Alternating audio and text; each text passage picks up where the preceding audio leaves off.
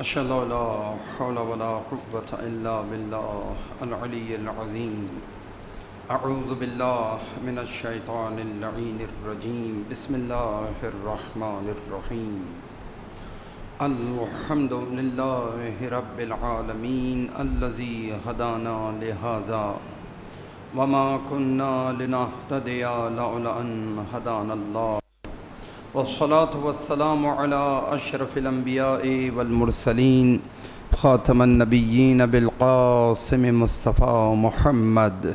اللهم صل على محمد وعلى محمد وعجل فرجهم وأهل بيته الطيبين الطاهرين المعصومين الميامين المنتجبين، ولعنة الدائمة على أعدائهم أجمعين من الآن إلى قيام يوم الدين. فقد قال الله تبارك وتعالى في محكم كتابه المجيد وفرقانه الحميد: أعوذ بالله من الشيطان اللعين الرجيم. بقية الله خير لكم إن كنتم مؤمنين. نثار وجود پاک و مطہر محمد و آل محمد اجمعاً بآواز بلند صلوات. اللہم صل علی محمد و آل محمد. برائے صحت و سلامتی کل عاشقان امامت ولایت محبان اہل بیت، تمام علماء امامیہ، تمام مراج کرام و مقام معظم رہبری اجمعاً بآواز بلند صلوات.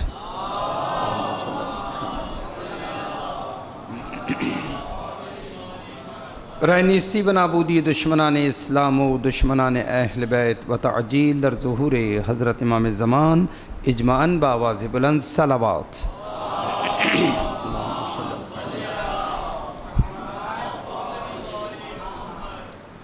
خدا انشاءاللہ ہماری ان قلیل عبادات کو اپنی بارگاہ میں قبول فرمائے اور ہمیں حضرات معصومین علیہ السلام کے سچے پیروکاروں میں اور ان کی شفاعت پانے والوں میں قرار دے انشاءاللہ. بار دیگر بآواز بلند صلوات.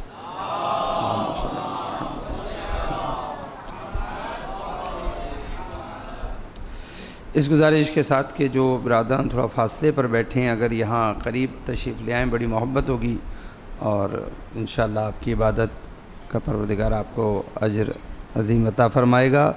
درود پڑھیے اور آگے تشریف لے آئیے، بڑی محبت. درود پڑھیے. اللہم صلی علی محمد و آل محمد. سب سے پہلے حضرات معصومین علیہ السلام کی خدمت میں بے مناسبت ولادت باسعادت فرزند رسول خدا، وسیع رسول خدا، آخری جانشین رسول خدا، اللہ کی آخری حجت حضرت امام صاحب العصر والزمان عجل اللہ تعالیٰ فرجہ شریف کی ولادت باسعادت کی مناسبت سے ہدیہ تبریک و تہنیت پیش کرتے ہیں. اس کے بعد مقام معظم رہبری، تمام مراج کرام، تمام علماء امامیہ، تمام مومن مومنات، بالخصوص آپ حاضرین کی خدمت میں اس مناسبت سے ہدیہ تبریک و تہنیت عرض ہے. پروردگار ہمیں محمد آل محمد کی خوشیوں میں شاد رکھے اور سوائے غم حسین کے کوئی غم نہ دے انشاءاللہ. درود پڑھیے بر محمد و آل محمد.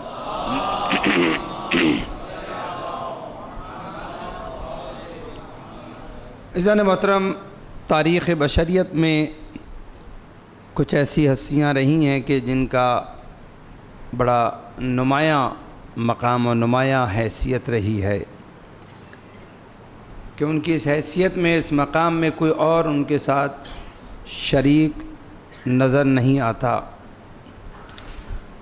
جس طرح کہ مثلا جناب ابراہیم علیہ السلام کا ایک اپنا مقام و عنوان ہے کہ آپ خانہ خدا کے معمار ہیں. آپ نے اس گھر کی تعمیر کی اپنے فرزند کے ساتھ مل کے، کہ جسے اللہ نے قیامت تک کے لیے قبلہ قرار دے دیا، جس کی جانب اللہ کے رسول بھی رخ کر کے نماز پڑھتے ہیں، جس کی جانب ائمہ خدا علیہ السلام بھی رخ کر کے نماز پڑھتے رہے. اور آج بھی صاحبان ایمان، تمام مسلمان اسی قبلہ اور اسی کعبے کی جانب کے جسے جناب ابراہیم نے تعمیر کیا، اس کی جانب رخ کر کے نماز پڑھتے ہیں. خوب اسی طرح جناب عیسیٰ علیہ السلام کا ایک خاص شناخت و پہچان کہ آپ مردوں کو زندہ کر دیا کرتے تھے۔ اسی طرح جناب موسیٰ علیہ الصلوۃ والسلام کہ آپ کو اللہ نے ایک ایسا عصا عطا فرمایا کہ حکم پروردگار سے آپ نے اسے دریائے نیل پر مارا تو 12 راستے بن گئے، 12 چشمے پھوٹ گئے۔ یعنی ایک جداگانہ و ممتاز مقام اور حیثیت۔ انبیاء اور بھی تھے، 1,24,000 انبیاء ہیں، 313 رسول ہیں، مگر ان تمام کے اندر کچھ ایسے ہیں کہ جنہیں نمایاں اور جداگانہ مقام ہے۔ اسی طرح مولا کائنات امیر المومنین حضرت علی بن ابی طالب علیہ الصلوۃ والسلام کی شخصیت ہے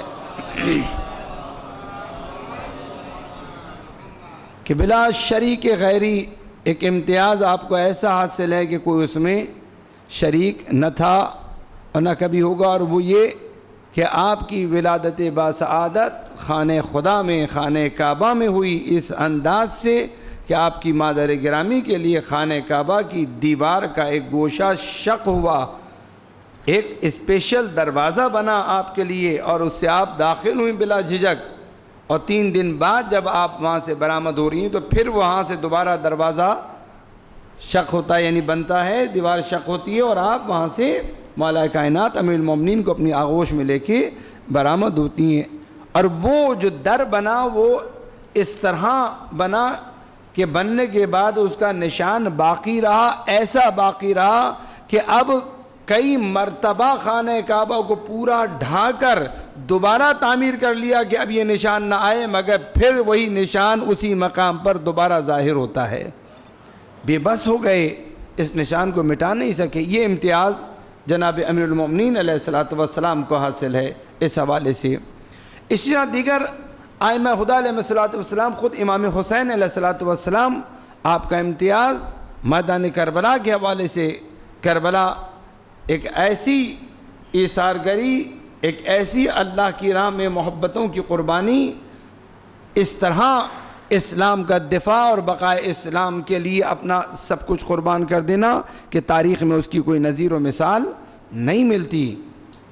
کس قدر کربلا کو چھپانے کی اور مٹانے کی کوشش کی گئی، مگر کربلا آج بھی مکتب ہے، اور قیامت تک انشاءاللہ اسی طرح یہ مکتبی کردار کربلا کا جاری و ساری رہے گا۔ ان نمایاں مقامات ہیں۔ پھر آگے چلتے ہیں، دیکھتے ہیں جناب امام جعفر صادق علیہ الصلوۃ والسلام، اللہم صلی علی محمد و آل محمد۔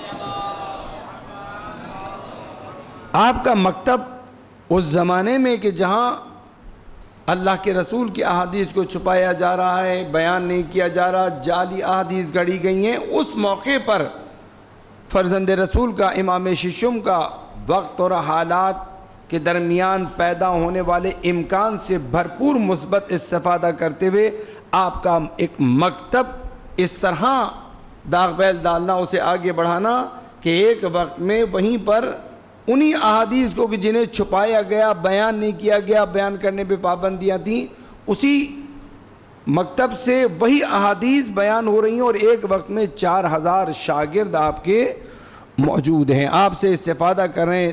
جہان اسلام سے، اطراف عالم سے افراد تشنگان علم آ رہے ہیں اور آپ سے استفادہ کر رہے ہیں۔ یعنی اہل بیت کا گھرانہ جو ہے وہ کس قدر ظلم و ستم کا شکار بنا۔ کربلا کا واقعہ ہو چکا ہے، مولا سید سجاد سخت ترین شرائط میں 36 سال گزار چکے، اس کے بعد آپ کے فرزند کا اس طرح بھرپور استفادہ کرنا، یہ ایک تاریخ میں نمایاں ہے کہ آج بھی عالم اسلام میں اگر فقہ موجود ہیں، اگر اہل سنت میں 4 فقہ موجود ہیں تو چاروں یہ وہ ہیں کہ جو حضرت امام جعفر صادق علیہ الصلوۃ والسلام سے استفادہ کیا ہے، انہی کے شاگردوں نے یہ علیحدہ چل کے اپنا ایک سلسلہ بنایا ہے۔ تو یہ ایک ایسا نمایاں کہ مقام ہے امام جعفر صادق علیہ الصلوۃ والسلام کا کہ کوئی اور اس کے اندر شریک نظر نہیں آتا، اگرچہ تمام ائمہ کا اپنا کردار ہے، مگر میں اختصار کے ساتھ یہ چیدہ آپ کی خدمت میں بیان کر رہا ہوں۔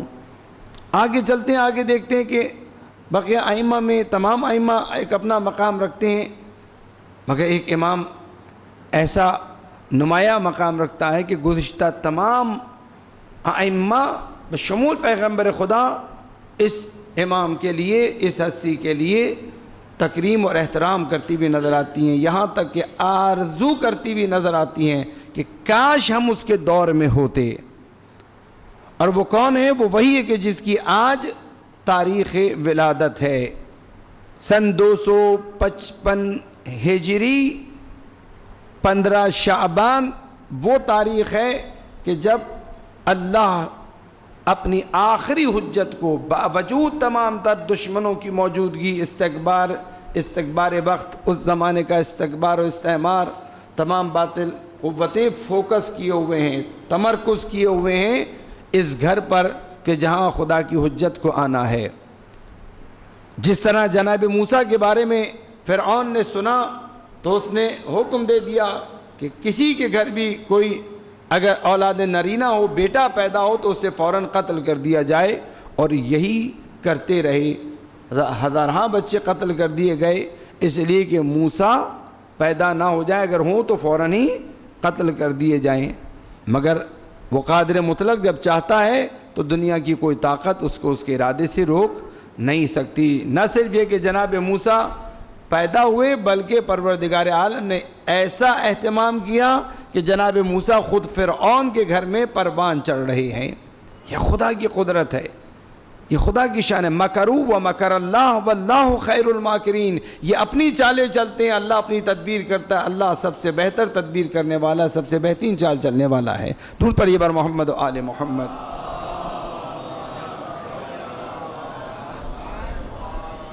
اسی طرح کیونکہ اللہ کے رسول سے حدیث موجود تھی کہ میرا 12واں جانشین وہ ہوگا کہ جس کے ہاتھوں اللہ اپنے وعدوں کو پورا کرے گا، اور زمین کو جس طرح وہ ظلم و ستم سے بھر چکی ہوگی پھر دوبارہ عدل سے معمور کر دے گا، بھر دے گا، اور پوری دنیا پہ عدالت کی حکومت قائم کرے گا، تمام باطل حکومتوں کا خاتمہ کرے گا. یہ تمام نکات اللہ کے رسول نے بیان کر دیے تھے.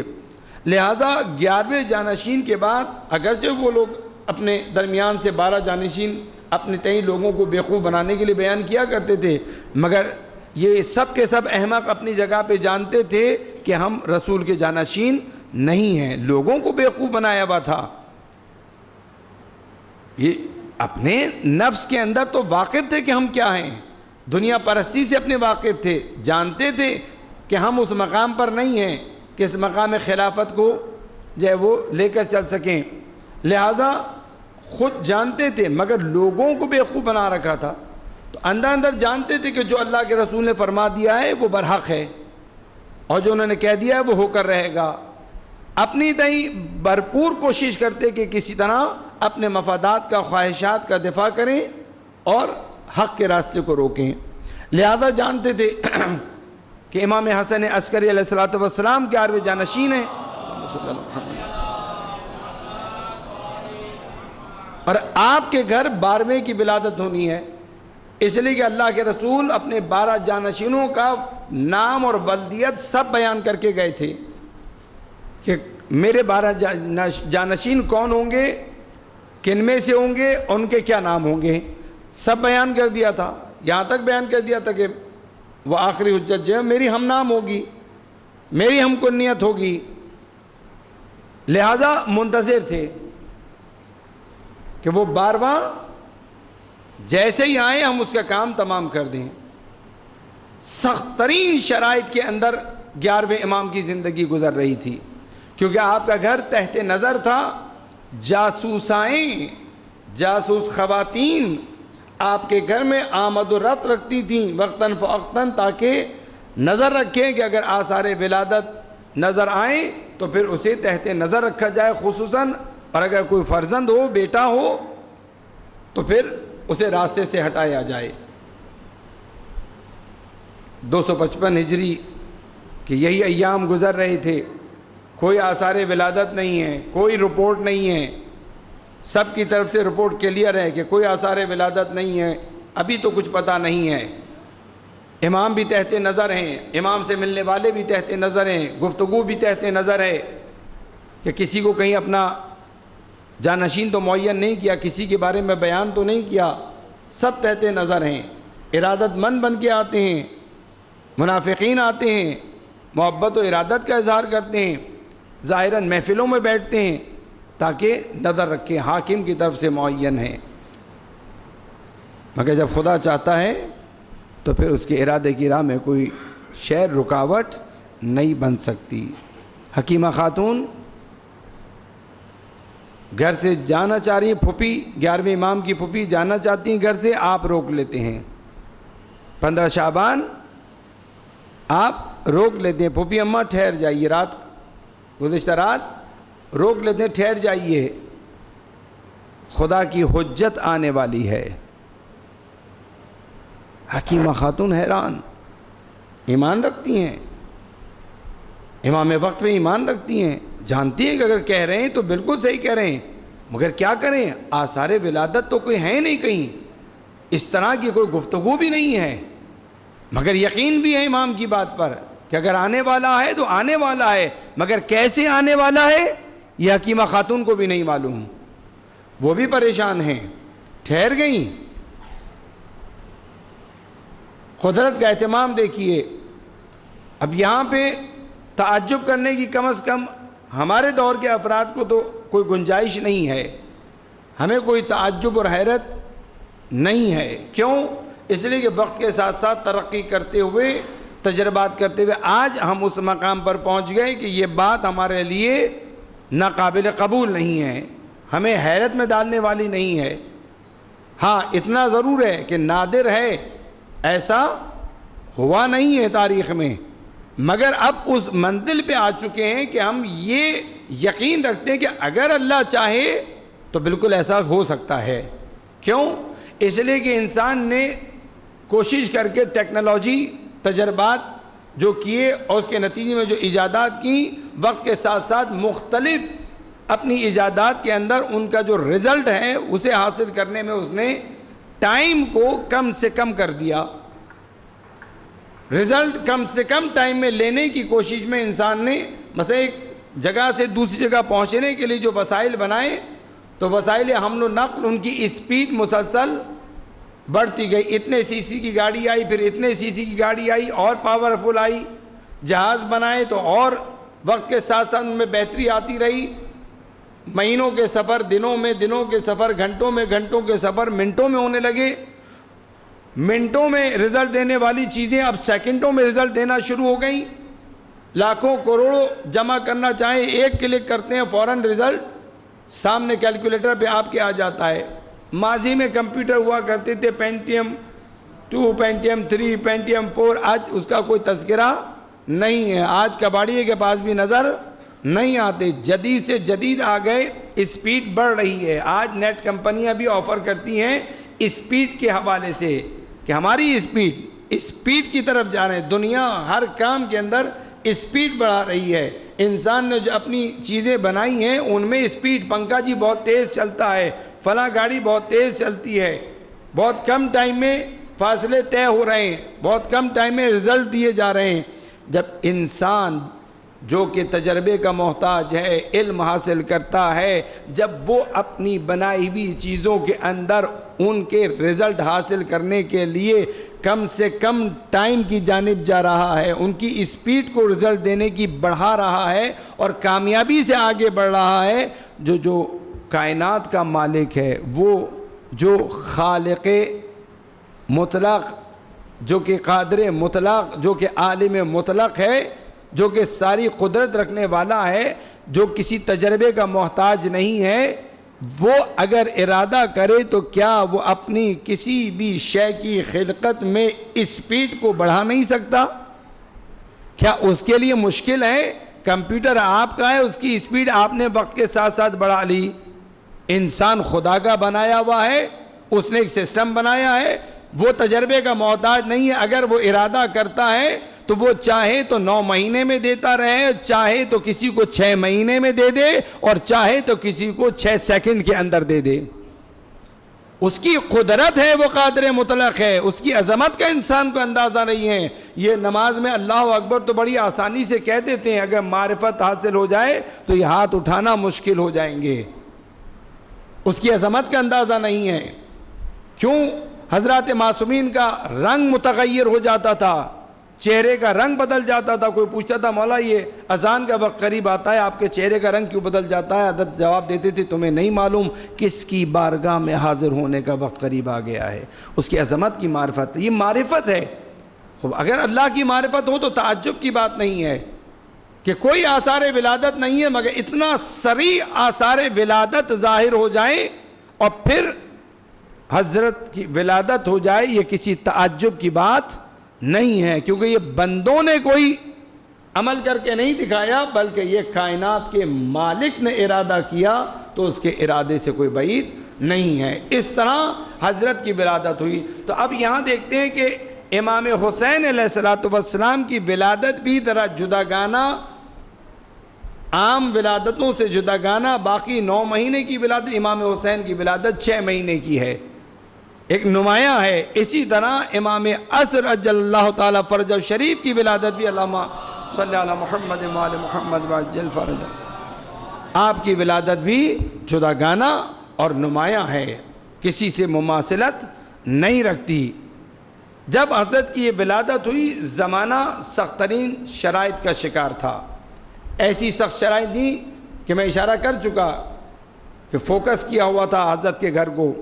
11ویں امام نے اپنے فرزند کی ولادت کا کسی کو نہیں بتایا۔ جناب حکیمہ خاتون جانتی تھی، یہ چند حضرت کے باوثوق جو اصحاب تھے، صرف انہیں آپ نے اطلاع دی، انہیں ملاقات کروائی۔ ان کے بارے میں بھی یہ ہے کہ انہوں نے بھی جب دیکھا کہ جب ان کے سامنے ایک بچہ جیسے 1 سال کا بچہ ہو، اور وہ 1 سال کا بچہ گھر کے اندر انہیں کھیلتا ہوا نظر آیا، تب انہوں نے پوچھا یہ کون ہے؟ حضرت نے تعارف کرایا، یا ایک نقل کرتے ہیں کسی موقع پہ آپ سے سوال کیا گیا کہ آپ کے بعد کون جانشین ہوگا؟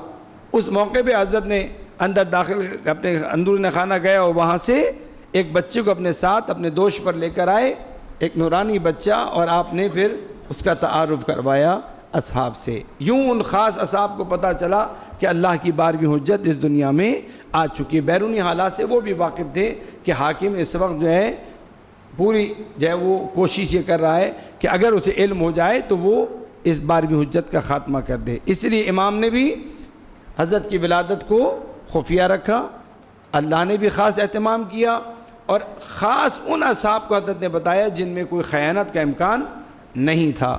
جناب حکیمہ خاتون نقل کرتی ہیں، میں نے 40 دن بعد پھر دیکھا اس کو، تو مجھے ایسا لگا کہ جیسے 1 سال کا بچہ گھر میں گھوم رہا ہو، جبکہ اس وقت بمشکل 1 مہینہ گزرا تھا۔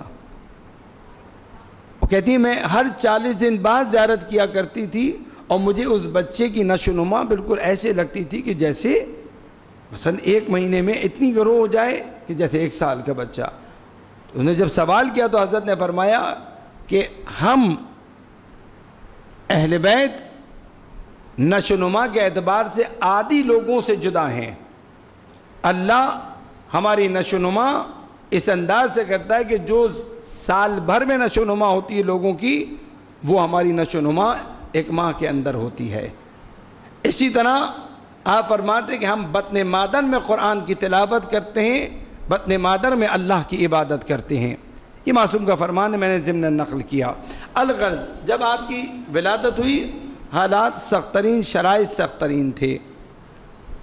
5 سال کی عمر تک کسی کو نہیں پتا تھا ان چند خاص افراد کے علاوہ کہ وہ 12ویں حجت تشریف لا چکی ہے۔ سن 260 ہجری میں جب 11ویں امام کی شہادت ہوئی ہے، اس موقع پر جب آپ کا جنازہ آمادہ کر کے گھر کے باہر رکھا گیا، اور اس جنازے میں کہ تمام سران مملکت آ کر کھڑے ہوئے، اس موقع پہ حضرت امام عسکری علیہ السلام کے جو بھائی تھے جعفر، وہ آ کر آگے کھڑے ہوئے کہ نماز جنازہ پڑھائیں۔ قریب تھا کہ وہ شروع کریں، بیت الشرف سے ایک 5 سال کا بچہ برآمد ہوتا ہے، اور بڑے اعتماد سے آگے آ کر جعفر کے سینے پہ ہاتھ رکھ کے کہتا ہے اے چچا آپ پیچھے ہٹیے، آپ سے زیادہ حق اپنے باپ کی نماز جنازہ پڑھانے کا میرا ہے۔ اس لیے کہ معصوم کی نماز جنازہ معصوم ہی پڑھاتا ہے۔ یہ کہہ کہ آپ نے جعفر کو جب پیچھے کیا، اتنا غیر متوقع تھا یہ لوگوں کے لیے اور حکمرانوں کے لیے، حیران تھے کھڑے ہوئے وزراء خلیفہ کہ سب یہ کیا ہوا۔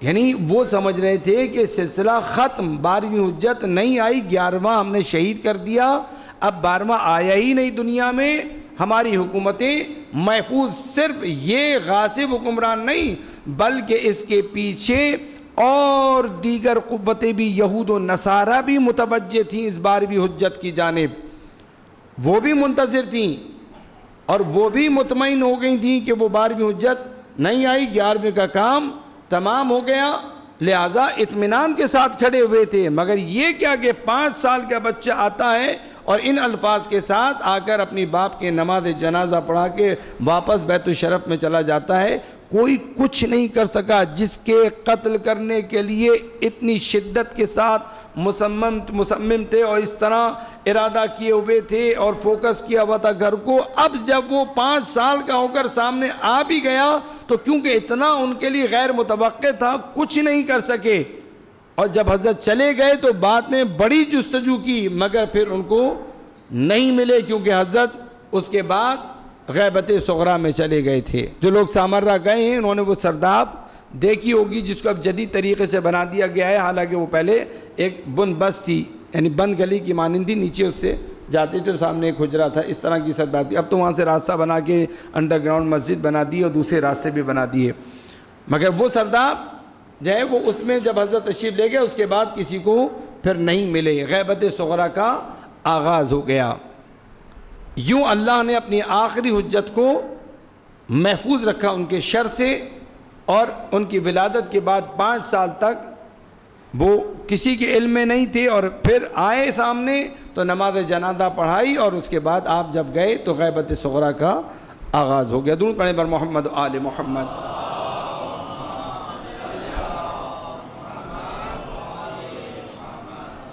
دیکھیے اب یہاں سے کچھ نکات میں چاہوں گا اختصار اجمالی طور پہ آپ کے سامنے رکھوں۔ یہ آپ کی ولادت اور زمانے کی جانب میں نے جو اشارہ کیا اس لیے کہ شرائط کا اندازہ ہو جائے آپ کو کہ شرائط کتنی سخت تھیں۔ کیوں دشمن تھے؟ اس لیے کہ سن چکے تھے، میں عرض کر چکا پہلے کہ اللہ کے رسول نے فرمایا میرا 12واں جانشین وہ ہوگا کہ جس کے ہاتھوں اللہ اپنے وعدوں کو پورا کرے گا اور ظالم اور باطل حکومتوں کا خاتمہ کرے گا، وہ زمین پر عدالت پہ مبنی حکومت کو قائم کرے گا۔ مسئلہ علاقائی حکومت کا نہیں تھا، علاقائی حکومت نہیں تھی، کوئی ملکی معاملہ نہیں تھا۔ حضرت نے فرمایا تھا کہ تمام باطل حکومتوں کا خاتمہ کرے گا اور عالمی سطح پہ پوری دنیا پہ عدالت کی حکومت قائم کرے گا، پوری دنیا۔ میری تاکید پہ توجہ کیجئے گا، پوری دنیا پہ، یہ جو پوری دنیا پہ عدالت کی حکومت قائم کرے گا یہ اعلان ہے، اعلان جنگ ہے پوری دنیا سے، ظالموں سے، مستکبروں سے۔ معاملہ پوری دنیا کا ہے، معاملہ کسی فرقے کا نہیں ہے۔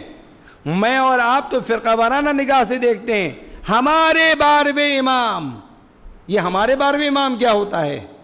ہم 12ویں امام کے ہیں، 12واں امام جہان بشریت کا ہے۔ توجہ کیا آپ نے؟ ہمارے 12ویں امام نہیں، ہم 12ویں امام کے اور 12واں امام جہان بشریت کا ہے۔ ہم کسی فرقہ وارانہ امام کا انتظار نہیں کر رہے کہ جو کسی فرقے کا امام ہے، کسی فرقے کا پیشوا ہے، کسی قوم و ملت کا پیشوا اور امام ہے، نہیں، ہم اس امام کے منتظر ہیں کہ جو جہان بشریت کا نجات دہندہ ہے، جس کا ایک لقب ہے منجی عالم بشریت، ایک عالمی شخصیت۔ ویسے تو کائنات کا امام ہے مگر اس دنیا میں اس کا کردار علاقائی، لسانی، قومی، جغرافیائی نہیں ہوگا، اس کا کردار، اس کا مشن ہے عالمی، اور عالمی بھی ہوگا تو عدالت پہ مبنی۔ عدالت پہ حضرت نے فرمایا تھا کہ عدل کی حکومت قائم کرے گا، پوری دنیا میں عدالت کی حکومت قائم کرے گا۔ لہٰذا ان روایات کی روشنی میں یہود و نصارہ جنہوں نے اسلام کو فوکس کیا ہوا تھا اور پیغمبر کے فرامین کو دقت سے پڑھ رہے تھے، وہ سمجھ رہے تھے کہ پیغمبر کا جو 12واں جانشین ہے وہ کوئی علاقائی، لسانی، گروہی، فرقہ وارانہ شخصیت نہیں رکھتا بلکہ وہ عالمی رکھتا ہے، اس کا ہدف، اس کی نگاہ، اس کا ویژن، اس کے ارادے، اس کے فیصلے عالمی سطح کے ہیں، پوری دنیا کو متاثر کرنے والے ہیں، کسی علاقے میں محدود نہیں ہو سکتے۔ یعنی امام زمانہ کو پہچانیے، جب تک آپ امام زمانہ کو نہیں پہچانیں گے قیام امام زمانہ آپ کی سمجھ میں نہیں آئے گا۔ ابھی تو قیام کربلا سمجھ میں نہیں آیا، کربلا کا قیام سمجھ میں نہیں آیا، ہم کربلا کا قیام اس کو بھی ہم نے فرقہ وارانہ کچھ بنا دیا تھوڑا بہت، مگر وقت کے ساتھ ساتھ شکر الحمدللہ کی باتیں جو ہے وہ کھلتی جا رہی ہیں اور مفاہیم سمجھ میں آتے جا رہے ہیں، اہل فکر جو ہے وہ بہتر سے بہتر سمجھ رہے ہیں کہ امام حسین کا قیام کوئی محدود اہداف کے لیے نہیں تھا، انہی اقدار کے لیے تھا جو آفاقی اقدار ہیں، انسانی اقدار ہیں، ایک گروہ کے لیے نہیں تھا، شیعان علی ابن ابی طالب کے لیے نہیں تھا قیام امام حسین کا۔ اسلام بچانا تھا، دین الہی کو بچانا تھا، وہ دین جس دین کو غالب آنا ہے۔ الاسلام یعلو ولا یعلی علیہ، اسلام ہر چیز سے بالاتر ہے، اسلام سے بالاتر کچھ نہیں ہے۔ کون سا دین؟ وہی دین کہ جس کے لیے اللہ نے فرمایا هو الذی ارسل رسولہ بالہدی ودین الحق لیظہرہ علی الدین کلہ ولو کرہ المشرکون۔ وہ ہے کہ جس نے اپنے رسول کو بھیجا بالخدا و دین الحق، قرآن و دین حق کے ساتھ، تاکہ وہ اس دین کو، دین حق کو تمام باطل ادیان پر غلبہ عطا کریں، اسے غالب کریں، سب مغلوب ہو جائیں، سب تحت کنٹرول آ جائیں، سب محکوم ہو جائیں، دین اسلام غالب آ جائے پوری دنیا پر، پوری دنیا پہ۔ اس لیے کہ رسول جہان بشریت کے لیے، وَمَا أَرْسَلْنَاكَ إِلَّا كَافَّةً لِلنَّاسِ، نہیں بھیجا ہے رسول ہم نے آپ کو مگر یہ کہ تمام انسانوں کے لیے، قیامت تک آنے والے آخری انسان کے لیے بھیجے گئے ہیں۔ اسلام تمام انسانوں کے لیے، جب اسلام تمام انسانوں کے لیے تو امام حسین نے اگر اسلام بچایا ہے تو محسن انسانیت کہا جاتا ہے، محسن شیعت نہیں کہا جاتا امام حسین کو۔ امام حسین محسن شیعت نہیں ہے، محسن انسانیت ہیں، اور انسانیت علاقے میں محدود نہیں ہے، زبان میں محدود نہیں ہے، نسل میں محدود نہیں ہے، انسانیت کا تعلق پورے جہان بشریت سے ہے۔ لہذا پہلے ہمیں سمجھنا ہوا کہ امام حسین کی قربانی کا ہدف اور مقصد کیا ہے، اس کے اسباب و علل کیا ہیں۔ مسئلہ یہ تھا کہ وہی اسلام جو پورے جہان بشریت کے لیے، وہ دین جو پوری جہان بشریت کے لیے قیامت تک کے لیے تھا، اس دین کو مٹایا جا رہا تھا، اس کی اقدار کو بدل دیا گیا تھا، جاہلیت کی اقدار کو زندہ کر دیا گیا تھا۔ بعد پیغمبر زوال کا سلسلہ جو شروع ہوا، بس تھوڑا سا سہارا ملا تھا مولا امیر المومنین کے زمانے میں، تو مولا امیر المومنین کو شہید کر دیا گیا، پھر اسلام روب زوال کر دیا گیا، اور اس کے بعد تو بڑی تیزی سے روب زوال ہوا۔ جب امیر شام کا دور شروع ہوا، غلبہ ہوا، تو اس نے تو بڑی تیزی سے اسلامی اقدار کو بدلنا شروع کر دیا، تمام باطل اقدار غالب آ گئیں، جاہلیت کی حاکمیت ہو گئی، یعنی معاشرہ اس سطح پہ آ گیا کہ وہ بدبخت اپنے شرابی، زانی، بدکار، فاسق و فاجر، بے گناہوں کو قتل کرنے والے بیٹے کے لیے عالم اسلام کے اکابرین سے، اصحاب سے بیعت لے لیتا ہے، اور سب بیعت کر لیتے ہیں اس کی۔ اس قدر ناواقف ہے کہ بہت سے نہیں جانتے مدینے میں رہنے والے کہ بیعت کس کی کر رہے ہیں۔ آپ ذرا اندازہ تو لگائیے امام حسین کن شرائط میں تھے۔ قیام امام حسین کو سمجھنے کے لیے توجہ کرنی ہوگی کہ معاشرہ کہاں پہنچ گیا تھا، لوگ کس سطح پہ آ گئے تھے۔ پروپیگنڈا مشنری جو تھی، اس نے کس طرح لوگوں کے اذہان کو، ان کی دیدگاہ کو، ان کی نظر کو بدل کے رکھ دیا تھا کہ مدینۃ الرسول میں وسیع رسول خدا، وقت کا امام، فرزند رسول خدا امام حسین سے ایک زانی، شرابی، فاسق و فاجر کے لیے بیعت کا تقاضا کرنے کی جرات کی جا رہی ہے۔ یعنی کیا؟ یعنی تمام اعلیٰ اقدار ختم ہو گئی تھیں، انسانیت اپنے آخری حدوں پہ پہنچ رہی تھی، ظلم بڑھ چکا تھا، بے عدالتی بڑھ چکی تھی، طبقاتی نظام غالب آ چکا تھا، تبعیضاتی نظام، یعنی سیاہ فام یہ کالا انسان ہے، ہم گورے انسان ہیں، جو آج مغرب میں بھی آپ کو نظر آ رہا ہے، جسے اسلام نے مٹایا تھا کہ کسی عربی کو اجمی پر، کسی سیاہ کو سفید پہ، سفید کو سیاہ پر کوئی فضیلت حاصل نہیں الا بالتقوی، معیار تقوی تھا۔ تقوی تو ختم ہو چکا تھا، باطل اقدار غالب آ چکی تھی، تمام جو اسلام نے مٹائی تھیں اقدار، انہیں اقدار کو زندہ کر دیا گیا تھا، اسلام خطرے میں تھا۔ امام حسین کا قیام اس اسلام کو بچانے کے لیے تھا۔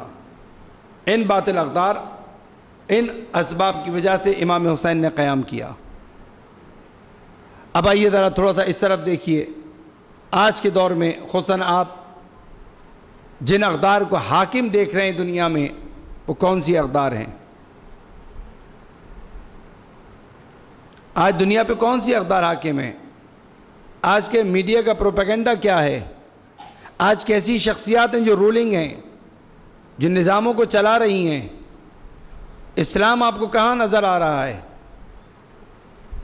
آج ظالم جو درندوں کو پروان چڑھاتا ہے، آج اگر ان کے درندوں کی راہ میں کوئی رکاوٹ پیدا کرے تو آج اگر وقت کا ظالم ان مجاہدین کو، ان مدافعین کو دہشت گرد قرار دے رہا ہے۔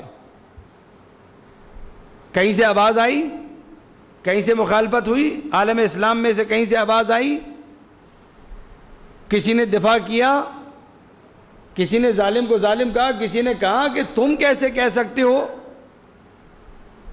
تم تو خود داعش کے بنانے والے، طالبان کے بنانے والے، القاعدہ کے بنانے والے، دنیا بھر میں دہشت گردی کرنا کون نہیں جانتا؟ اقرار کیا سابق حکمرانوں نے امریکہ کے کہ ہم نے بنایا، ہم نے ترکی اور اردن کے کیمپوں کے اندر انہیں تربیت دی۔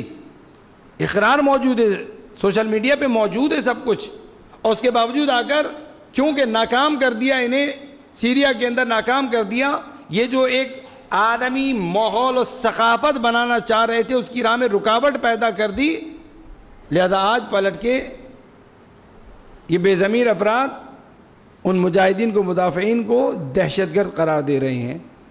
اقدار بدل رہی ہیں نا، چلیں ان کا تو کام یہی ہے، مگر بقیہ افراد کیا کوئی دفاع کرنے والا ہے؟ کیا کوئی اس غلط کو غلط کہنے والا ہے؟ کیا کوئی صحیح کو بیان کرنے والا ہے؟ نہیں، خاموشی ہے، مفادات ہیں، وابستگیاں ہیں۔ اس سے زیادہ میں کھل کے اور مزید آگے نہیں بیان کر سکتا۔ بہت پسترین عوامل اور عناصر موجود ہیں، اسباب موجود ہیں، کچھ نہیں کر سکتے۔ یہ سب بلیک میل ہوتے ہی ہو، ان کی کمزوریاں ان کے پاس موجود ہیں۔ عالمی سطح پہ دیکھیے وہی ماحول بن رہا ہے، وہی باطل اقدار ہیں۔ کل بھی بے وفائی تھی، آج بھی بے وفائی ہے۔ مجھے دامن وقت کی گنجائش کا اندازہ نہیں، ڈرتا ہوں اس بات سے کہ کہیں زیادہ وقت نہ لے جاؤں اور پھر نہ ہو نتیجہ اگر رکھ دیں میرے سامنے کہ کتنا ٹائم باقی ہے تو مہربانی کو درود پڑھیں پر محمد و آل محمد۔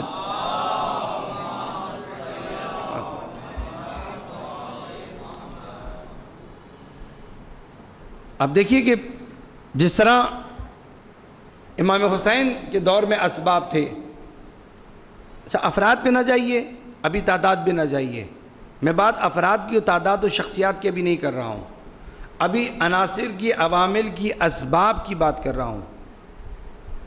جان بشریت ہے، یا ظالم ہے یا مظلوم ہے، یا حقدار ہے یا غاصب ہے۔ کل بھی وہی مال ہو گیا تھا، بیت المال کا استعمال خواہشات پہ ہو رہا تھا۔ واقعات مفصل آپ نے سنے کہ جب شام میں مولا امیر المومنین کی شہادت کے بعد مولا کی ایک چاہنے والی ایک شاعرہ خاتون کسی کام سے جب شام گئی تو حاکم شام کو جب پتہ چلا تو اس نے بلوایا اسے اپنے پاس، اسے اطلاع ملی تو کہا لے کے آؤ اسے۔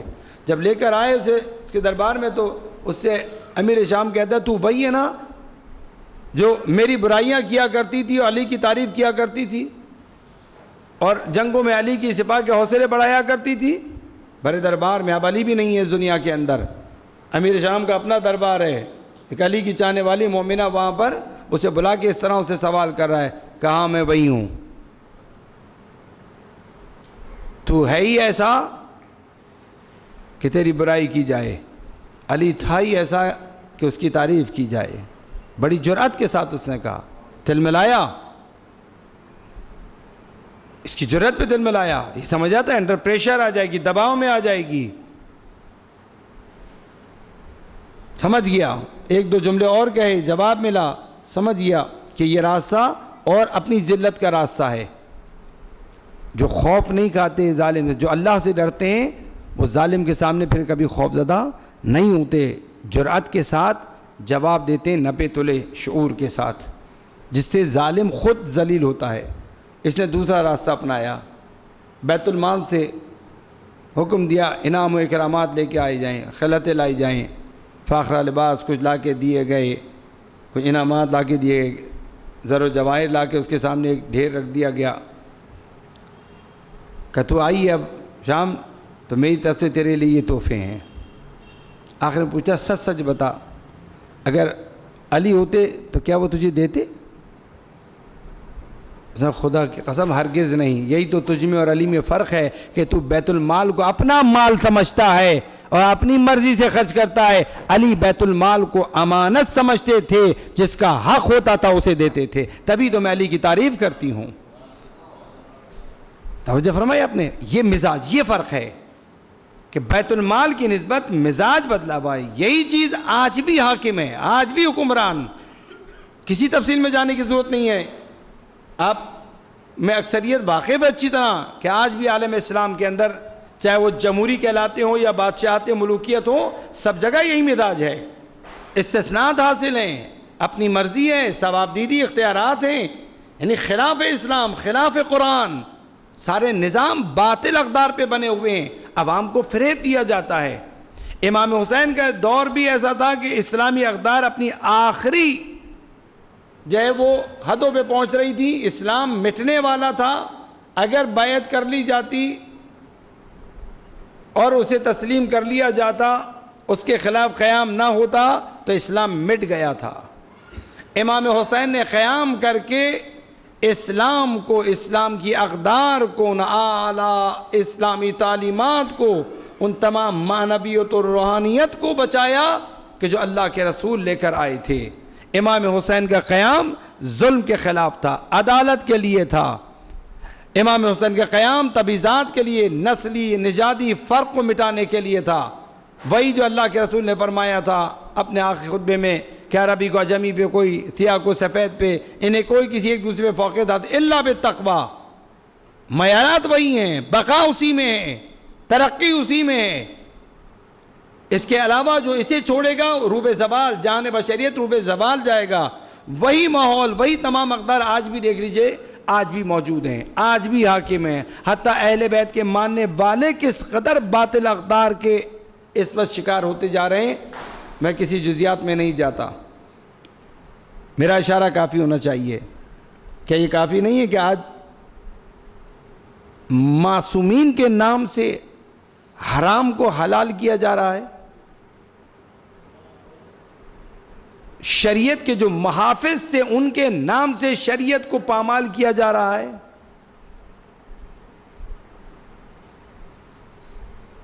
غیروں سے کیا شکوہ کریں جب اپنوں کا یہ حال ہے؟ جرأتیں دم توڑ چکی ہیں، میں اور آپ تماشائی بن چکے ہیں، جرأت نہیں ہے جا کے روکنے کی۔ کوفیوں کی مانند خاموش، ڈرے ہوئے، سہمے ہوئے، پولیس ایجنسیاں، فورسز، ارے انہی سے تو لڑنا ہے یار، لڑنا انہی سے ہے، بالکل لڑنا ہے۔ بلا کیوں رہے امام زمانہ کو؟ لڑنے کے لیے تو بلا رہے ہیں، دعوت تھوڑی کی ہے۔ 22 رجب پہ امام زمانہ کو تو نہیں بلایا، 15 شعبان کے حلوے بنا کے تو امام زمانہ کو نہیں بلا رہے، بلا کس لیے رہے ہیں؟ اعلی جل آسا۔ تنقید تو آپ نے ابھی سنی، جو کلام پڑھ کے گئے اس میں آپ نے سنا جو انہوں نے تنقید کی ہمارے حالات پہ، مگر الحمدللہ انشاءاللہ کہ آپ میں کوئی بھی ایک ویسا نہیں ہوگا، آپ سب بیدار اور متوجہ افراد ہیں۔ انشاءاللہ پروردگار آپ کے شعور آگاہی میں اور اضافہ فرمائے، دلوں کو، اذان کو اور روشن فرمائے۔ مگر بلا کس لیے رہے ہیں؟ کس لیے بلا رہے ہیں؟ ظلم مٹانا چاہتے ہیں، عدالت قائم کرنا چاہتے ہیں۔ تبعیضات جتنی ہیں اس فرق کو جو آپ دیکھ رہے ہیں ظلم سے، مگر شاید ابھی تک ہم لوگ سیلفش ہیں، ہم اپنی مشکلات دور کرنے کے لیے امام کو چاہتے ہیں، ہماری مشکلات دور کر دیں، پریشانیاں دور کر دیں، بیمار علاج کر دیں۔ توجہ کیجیے گا میری بات کی جانب، ایک خاص نقطہ آپ کی خدمت میں عرض کرنا چاہ رہا ہوں، آپ کی زحمت تمام کروں گا۔ ہم کس لیے بلا رہے ہیں؟ جو اکثریت بلانے والی، یہ دعا پڑھنے والی، پکارنے والی زیادہ تر بے بس لوگ، پریشان لوگ، وہ اپنی پریشانیاں دور کرنے کے لیے، اپنی مشکلات دور کرنے کے لیے امام زمانہ کو یاد کر رہے ہیں کہ حضرت آئیں، قیام کریں، عالمی قیام ہو، ہماری مشکلات برطرف ہو جائیں، زندگی ہماری ریلیکس ہو جائے، ہمارے حقوق ہمیں مل جائیں۔ یہی ہے نا؟ تو یہ اپنے مفادات کے لیے امام زمانہ کو یاد کرنا ہوا، یعنی امام کا قیام کس لیے ہو؟ ہماری نظر یہ کہ امام کا قیام اس لیے ہو کہ ہماری مشکلات اور پریشانیاں دور ہو جائیں۔ ابھی توجہ ہی نہیں ہے کہ امام عصر کی شخصیت کس سطح کی شخصیت ہے، ابھی وہ آمادگی ہی نہیں ہے ہماری، ابھی تک ہم اپنی ذات میں پھنسے ہوئے ہیں، اپنی مشکلات میں پھنسے ہوئے ہیں، میں کو دیکھ رہے ہیں، میں، میری مشکلات، میرا قبیلہ، میرے لوگ، میرا گھر، میرا خاندان، میری قوم، ابھی میں ہیں۔ عالم بشریت ابھی ہمارے پیش نظر نہیں ہے۔ اگر منجی عالم بشریت کے منتظر ہیں تو اپنی نگاہ کو اپنی ذات سے اٹھا کر جہان بشریت پہ ڈالنا ہوگا، جہان بشریت کی مشکلات کو دیکھنا ہوگا۔ امام حسین نے اسلام بچایا تھا جو کہ جہان بشریت کا نجات دہندہ ہے۔ امام عصر نے آ کر اسی اسلام کو، وہی اسلام جو امام حسین نے میدان کربلا میں بچایا، اسی اسلام کو آپ نے عالمی سطح پہ نہ صرف اس سے آشنا کرنا ہے، ہر قسم کی ملاوٹ جو کر دی گئی ہے اسے نکالنا ہے، خالص اسلام کو، خالص اسلام محمدی کو آپ نے آ کر پوری دنیا پہ حاکم بنانا ہے۔ لہذا کربلا بھی فرقہ وارانہ نہیں ہے اور قیام امام زمانہ بھی فرقہ وارانہ نہیں ہے، وہ بھی آفاقی ہے اور یہ بھی آفاقی ہے۔ اب وہ تمام اسباب جن کی جانب ضمناً میں نے اشارہ کیا، اگر وہ تمام چیزیں آج ہم میں موجود ہوں گی تو نہ ہم اس بات میں سچے ہوں گے کہ کاش مولا کل کربلا میں ہم ہوتے تو آپ کے ساتھ ہم رکاب ہو کے قدموں میں جان قربان کرتے، نہ اس بات میں سچے ہوں گے اور نہ ہی اس بات میں سچے ہوں گے الاجل الاجل الساعہ الساعہ، نہ اس کربلا کے لیے آمادگی اور نہ ہی اس کربلا کے لیے آمادگی، اس قیام کے لیے آمادگی۔ جیسے امام حسین کو اصحاب ملے، امام حسین نے کیا فرمایا؟ خدا کی قسم مجھے ایسے اصحاب ملے کہ میرے نانا رسول خدا کو بھی نہیں ملے۔ تو امام زمانہ کو بھی ایسے اصحاب چاہیے کہ جن پر امام زمانہ افتخار کر سکیں۔ امام زمانہ کے بھی لشکر میں ایسے افراد ہوں گے کہ جن پر امام زمانہ افتخار کر سکیں۔ جیسے کل کوفیوں کا حشر ہوا تھا، ایسے ہی آنے والے کل میں بھی امام کے ظہور کے موقع پر ایک بڑی تعداد جو منتظر کہلاتے ہیں، مگر امام کے ظہور کے موقع پر جب امام آ کر حکم دینا شروع کریں گے اور احکامات کا اجرا فرمائیں گے تو ایک بڑی تعداد منتظرین کہلانے والی اپنے آپ کو امام سے منحرف ہو جائے گی، منحرفین میں ہو جائے گی۔ ہم تو اس لیے بلا رہے تھے، آپ نے تو ہماری مشکلات میں اضافہ کر دیا۔ یعنی ہم یہ سمجھ رہے تھے کہ امام عصر آئیں گے زندگی آسودہ ہو جائے گی، نہیں، امام عصر آئیں گے زندگیوں کا نذرانہ پیش کرنا پڑے گا، قربانی دینی ہے، قیام کرنا ہے، دشمنوں سے، استکباری طاقتوں سے لڑنا ہے، اس کے لیے پہلے آمادہ و تیار ہونا ہے۔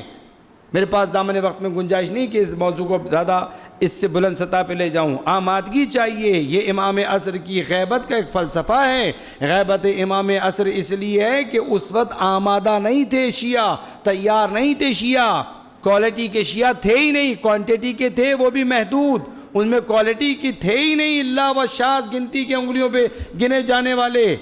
اب امام زمانہ پردہ غیب میں اس لیے ہیں، اللہ نے اس لیے رکھا ہوا ہے کہ جب تک کوالٹی کے شیعہ نہیں آ جائیں گے سامنے، جب امام عصر کے وہ خاص 313 اصحاب اور ہر صحابی کے ساتھ 10,000 کا لشکر، سب کے سب وہ جو اطاعت کرنے والے ہوں، ایسے کہ اگر مولا کہیں اس دہکتے ہوئے تنور میں چلے جاؤ تو وہ چلے جائیں، پوچھے نہیں کہ مولا مجھ سے کیا خطا ہو گئی، بلکہ چلے جائیں ہارون مکی کی طرح۔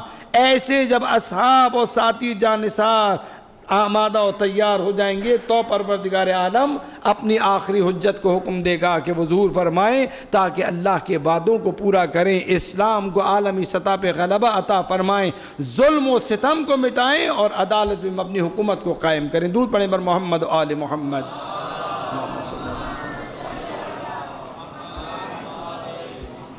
توجہ فرمائی آپ نے، وہ تمام اسباب آج بھی دیکھنے ہیں۔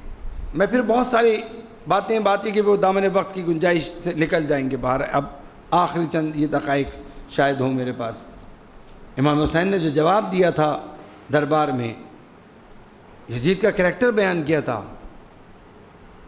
یہ نہیں کہا تھا وہ بنی امیہ میں سے اس لیے اس کی بہن نہیں کہا، رجل شارب الخمر معلن بالفسق قاتل النفس المحترمہ۔ کون ہے؟ شراب پینے والا، کھلم کھلا فسق و فجور انجام دینے والا، نفس محترمہ کا قتل کرنے والا، یعنی بے گناہ کو قتل کرنے والا۔ آپ نے کریکٹر بیان کیا تھا، پھر فرمایا مثلی لا یبایع مثلہ، میرے جیسا اس کے جیسے کی بیعت نہیں کرے گا۔ کردار کی بات کی تھی، میرے جیسا اس کے جیسے کی بیعت نہیں کرے گا قیامت تک کے لیے۔ آج بھی امام زمانہ کے دور میں بھی، آج بھی مثلی لا یبایع مثلہ، آج بھی وہی بات موجود ہے، جو اس جیسا ہوگا وہ کبھی ایسے فاسق و فاجر کی کبھی بیعت نہیں کرے گا۔ البتہ کس کے لکھا؟ مثلی، جو میرے جیسا ہوگا۔ اب دیکھنا یہ کہ ہم ان کے جیسے ہیں یا نہیں ہیں، ہمیں ان کا جیسا بننا ہوگا۔ اس اخلاق و کردار کو اگر ہم پسند کرتے ہیں، اپناتے ہیں، رجحان رکھتے ہیں تو ہم امام زمانہ کے سپاہ میں شامل ہو سکتے ہیں۔ ہم نہیں تو انشاءاللہ ہم سے آنے والی آگے نسل، اور اگر ہم اس کردار ان افکار کے حامل نہیں ہیں، امام حسین کا کردار، امام حسین کا اخلاق اگر اس کو ہماری طبیعتیں پسند نہیں کرتی، اس کی جانب راغب نہیں ہیں، ہمارا رجحان اس طرف نہیں ہے، ہاں محترم شمار کرتے ہیں، چوم کے اوپر رکھ دیتے ہیں، پیروی کرنے کے لیے تیار نہیں ہیں، امام حسین کے نام کا علم سجانے کے لیے تیار ہیں، امام حسین کے نام کو چوم کے رکھنے کے لیے تیار ہیں، جان بچانے کے لیے، جیب میں رکھنے کے لیے، گلے میں لٹکانے کے لیے، بازو میں باندھنے کے لیے تیار ہیں، مگر اس کی پیروی کرنے کے لیے تیار نہیں ہیں، ان کی اطاعت کرنے کے لیے تیار نہیں ہیں۔ اگر ایسا ہے ہمارا قلب تو پھر ابھی ہم امام زمانہ سے نہیں جڑے ہیں، ابھی امام زمانہ کی مشکلات کو ہم نہیں سمجھتے، ابھی غیبت کے اسباب کو ہم نہیں سمجھتے۔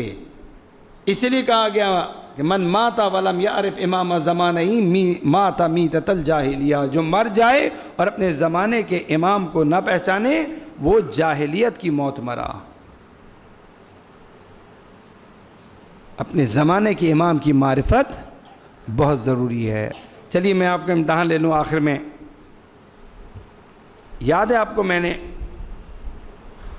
اپنی گفتگو کے آغاز میں سرنامہ کلام کس حدیث کو قرار دیا تھا؟ انتظامیہ کو چھوڑ کے، یاد ہے آپ کو؟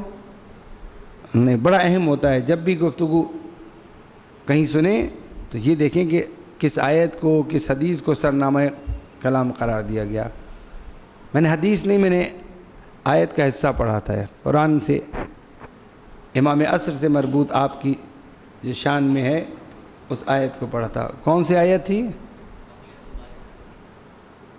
پروردگار عالم فرماتا ہے بقیت اللہ خیر لکم ان کنتم مؤمنین، اللہ نے جو تمہارے لیے ذخیرہ کر کے رکھا ہوا ہے وہ تمہارے لیے سب سے بہتر ہے اگر تم ایمان لانے والے ہو۔ آج میں اور آپ دائیں بائیں ادھر ادھر دیکھتے ہیں، امیدیں کہیں اور بندھی ہوئی ہیں، جبکہ اللہ نے ہمارے لیے بہترین ہستی کو ذخیرہ کیا ہوا ہے۔ بہترین ہستی کو ہماری نجات کے لیے اللہ نے اپنے پاس محفوظ کیا ہوا ہے۔ پروردگار فرماتا ہے جو اللہ نے تمہارے لیے ذخیرہ کیا ہے وہ تمہارے لیے سب سے بہتر ہے۔ البتہ یہ آیت ایک عمومی مفہوم بھی رکھتی ہے، مگر یہاں پر اس کا خاص مفہوم یہ ہے کہ تمہارا نجات دہندہ کوئی اور نہیں ہے سوائے امام زمانہ کے۔ آج اگر مراج کرام رہبر معظم امام خمینی رضوان اللہ تعالیٰ علیہ جتنے بھی یہ سب کے سب ہیں، ان سب کی امیدیں امام زمانہ سے۔ انقلاب کے بعد امام خمینی رضوان اللہ تعالیٰ نے واضح فرمایا ان مملکت امام زمانہ، یہ مملکت امام زمانہ، یہ انقلاب امام زمانہ کی امانت ہے۔ نقطہ آغاز یہاں سے، اسے ابھی عالمی سطح پہ آنا ہے۔ لہٰذا بس میں اس بات کو یہاں پہ انشاءاللہ مختصر کروں گا کہ اپنے دلوں کو، اپنے ذہنوں کو آمادہ کرنے کے لیے بہت ضروری ہے کہ ہم امام عصر عجل اللہ تعالیٰ فرج شریف کے حوالے سے اپنی معرفت میں اضافہ کریں۔ ہم حضرت کے اس زمانے غیبت میں اپنی ذمہ داریوں کو بھی احسن طریقے سے پہچانیں، ان ذمہ داریوں کو نبھانے کی احسن طریقے سے کوشش کریں، اخلاق و کردار محمد علیہ محمد کے قریب کریں۔ سختی یقیناً آئے گی، ضبط کرنا ہوگا، صبر کرنا ہوگا، لوگوں کی باتیں بھی برداشت کرنی ہوگی، گھر کے اندر بھی اپنوں کی، چھوٹوں کی بہت سی جسارتیں برداشت کرنا ہوں گی۔ درگزر کیجئے، مولا امام زمانہ آپ کے صدقے میں معاف کرتا ہوں، جو کوئی کرے معاف کر، ذات کو مسئلہ ہی نہ بنائیے، للہن ہونی چاہیے ہر بات، کہ چھٹے امام کا فرمان الحب للہ والبغض للہ۔ لہذا اگر انشاءاللہ اس زمانے غیبت میں اس انداز سے کوشش کی جائے تو ہم بہتر اپنے امام کی معرفت بھی حاصل کر سکتے ہیں اور اپنی ذمہ داریوں کو بھی احسن طریقے سے نبھا سکتے ہیں۔ خدا سے دعا کریں گے کہ پروردگار ہماری معرفتوں میں اضافہ فرمائے۔ باراللہ تجھے بادشاہ محمد علیہ محمد کا حسن، آج کے مولود کا تجھے بادشاہ، جس قدر یہ انتشار پیدا کیا جا رہا ہے، اختلاف پیدا کیا جا رہا ہے، فاصلے پیدا کرنے کی کوشش کی جا رہی ہیں، انحراف پیدا کرنے کی کوشش کی جا رہی ہیں، باراللہ تجھے بادشاہ محمد علیہ محمد کا ان تمام بدخواہوں کے، ان کے مذموم عزائم میں ذلیل و خوار و نیست و نابود فرما۔ پروردگار تجھے بادشاہ محمد و آل محمد کے ہمیں اپنے دین کو بہتر سمجھنے کی اور اس کا دفاع کرنے کی توفیق عطا فرما، ہمیں اخلاق و کردار محمد علیہ محمد کو سمجھتے ہوئے زیادہ سے زیادہ اپنانے کی توفیق عطا فرما۔ باراللہ ہماری موجودہ اور آنے والی نسلوں کی ہمیں بہترین تربیت کرنے کی توفیق عطا فرما۔ پروردگار تجھے بادشاہ محمد و آل محمد کا اہل بیت کے چاہنے والے جو پریشان حال ہیں ان کی پریشانی کو دور فرما، جو مقروض ان کی غیب سے مدد فرما، ہمیں ایک دوسرے کے حقوق کو ادا کرنے کی توفیق عطا فرما، ایک دوسرے کے دکھ درد و تکالیف میں کام آنے کی توفیق عطا فرما۔ پروردگار تجھے بادشاہ محمد علیہ محمد کا جو بے اولاد ان اولاد صالح عطا فرما، صاحب اولاد کو نیک تربیت کرنے کی توفیق عطا فرما۔ پروردگار بے روزگار کو روزگار حلال عطا فرما، برسر روزگار کے رزق حلال میں اضافہ فرما، جو بے گناہ اسیر ہیں انہیں جلد جلد رہائی عطا فرما، جو لاپتہ گم شدہ اغوا شدہ انہیں خیر و سلامتی کے ساتھ ان کی منزلوں تک پہنچا۔ پروردگار تجھے بادشاہ محمد و آل محمد کا محبان اہل بیت عاشقان امامت ولایت کی جان و مال و عزت و آبرو کی حفاظت فرما۔ پروردگار دشمنان اسلام، دشمنان بشریت کو ذلیل و خوار و نیست و نابود فرما، خصوصاً جنہوں نے مقامات مقدسہ کو نقصان پہنچایا انہیں ذلیل و خوار فرما۔ باراللہ تجھے بادشاہ محمد و آل محمد کا جو مقاومت کر رہے ہیں ظلم کے خلاف، جو مظلوموں کا دفاع کر رہے ہیں، اسلامی ریاستوں کا دفاع کر رہے ہیں، خصوصاً جو مدافعین حرم ہیں انہیں فتح و نصرت و کامیابی و کامرانی عطا فرما۔ باراللہ تجھے بادشاہ محمد و آل محمد کا تمام علماء امامیہ، تمام مراج کرام و مقام معظم رہبری کو اپنے حفظ و امان میں رکھ، انہیں نیک اہداف میں کامیابی عطا فرما۔ قلب امام زمانہ کو ہم سے راضی و خوشنود فرما، مولا امام زمانہ کے ظہور میں تعجیل فرما، ہمیں عزت کے سچے اصحاب و انصار میں سے قرار پانے کی توفیق عطا فرما، ہماری موت کو مرگ شہادت قرار دے، رود حشر دامن اہل بیت میں محشور فرما۔ محمد آل محمد صلوات۔